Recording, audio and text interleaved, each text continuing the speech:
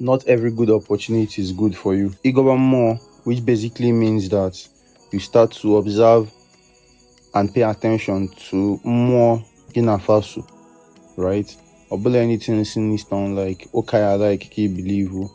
Igoba more ye go see that not every good opportunity is good for you. Not all that glitters is gold. I seem to remember a video of Imole saying something on this stuff, and that man was the truth. After all, there is a reason you use honey to catch bees and not vinegar. The biologically programmed to fall into that trap.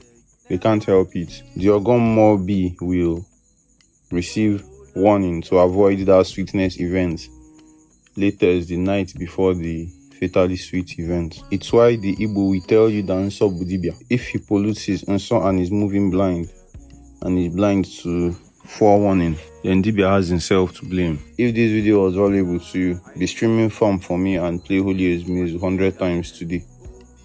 Alright, better call.